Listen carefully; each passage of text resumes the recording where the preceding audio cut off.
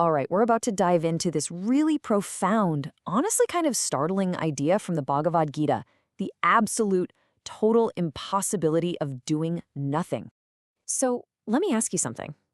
If you finally got it, if you achieved real wisdom, would your first impulse be to just, check out, stop doing everything? It seems logical, right? But as we're about to see, the Gita has a radically different take on this. Now, to really get why this is such a huge deal, you gotta remember where we are in the story. Krishna has just given Arjuna this incredible masterclass. He stabilized his identity, clarified what intelligent action really means, and described what a stable mind actually looks and feels like. So you can imagine, after hearing all of this, Arjuna asks what sounds like a perfectly reasonable question. He's like, okay, if wisdom gives me this incredible clarity and detachment, then why on earth should I fight in this horrible war? Why not just withdraw and be still? And boom, this is where chapter 3 just drops this blunt, totally uncompromising truth bomb. There's no escape hatch. That kind of peaceful, checked out inaction we all dream about sometimes, the Gita says it's an illusion. It simply doesn't exist.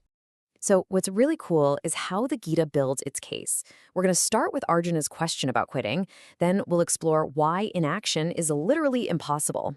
From there, we'll uncover the hidden dangers of even trying to do nothing, expose the hypocrisy of hiding from reality, and finally bring it all home to see how we can shift from avoidance to real, meaningful action. Okay, let's jump right into this first section. It's so important to get inside Arjuna's head here because his confusion about spirituality, it's a confusion a lot of us have. Okay, so this slide just lays it out so clearly. On one hand, you have Arjuna's logic. Wisdom leads to clarity, which should lead to stillness. Makes sense, right?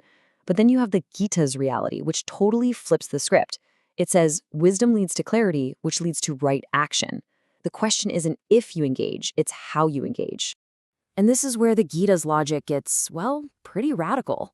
It forces us to completely redefine what inaction even is. Choosing to be silent in a meeting, deciding to withdraw from a difficult conversation. These aren't just passive voids. No, they are active choices. They produce real consequences and send ripples out into the world.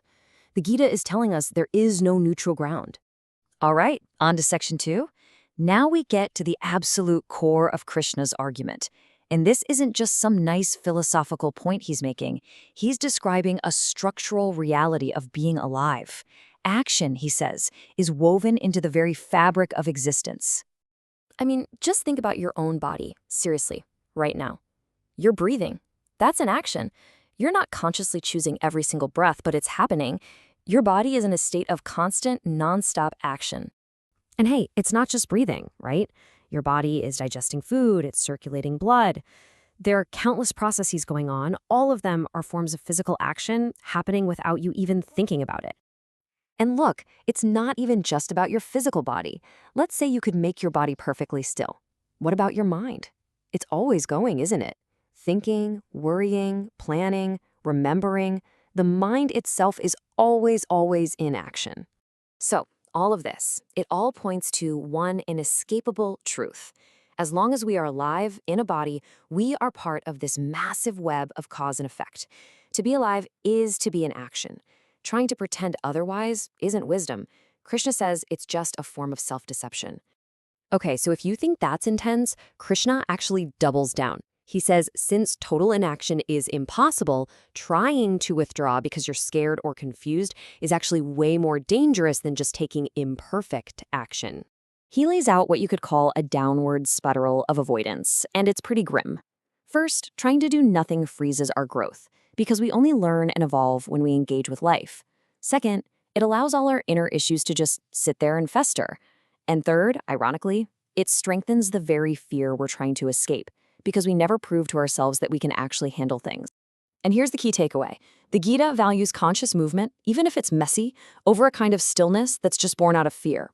When you're engaged, your intelligence is switched on. It's like they say, it's a heck of a lot easier to steer a moving ship than one that's just dead in the water. Okay, now we're getting into what is, for me, one of the most psychologically brilliant parts of the entire Gita. Krishna just pulls back the curtain on the hypocrisy of pretending to be inactive. You see this split right here. On the outside, someone can put on a big show. "Oh, I'm doing nothing. I'm so detached." But on the inside, their mind can be a total battlefield of action, desiring things, resisting reality, judging people, imagining 1,000 different outcomes. And Krishna's take on this? It's blunt. He calls this gap between what you're showing on the outside and what's happening on the inside a form of self-deception, not spirituality. He makes it crystal clear. True renunciation isn't about shutting down your body. It's an internal state of being. It all happens inside. Okay, so let's bring this home. How does this ancient wisdom hit us today? Because this isn't just some old philosophical idea. It is a reality check for our lives right now. I mean, think about it. We see this attempt at inaction everywhere. It's the procrastination we feel on a big project, secretly hoping it'll just go away. It's that classic line, "I'm just waiting for more clarity," which, let's be honest, is usually just a cover for being afraid to make a call. It's ethical avoidance, looking away from a problem because dealing with it is just too uncomfortable. And of course, it's that total withdrawal we feel in burnout. They're all different ways we try to step out of the river of action. But here's the thing. The Gita keeps reminding us, life doesn't just hit pause because we're not ready. Consequences keep building. So the message is incredibly direct. Don't confuse avoiding things with being wise. Real clarity isn't a get-out-of-jail-free card to escape the world. It's the fuel you need to engage with it in the right way. And that really leaves us with a huge personal question, doesn't it? The choice was never if you're going to act. To be alive is to act. That's the deal. The only real choice you have is how you're going to act. What's going to be the quality, the intention behind the actions that you simply cannot avoid taking?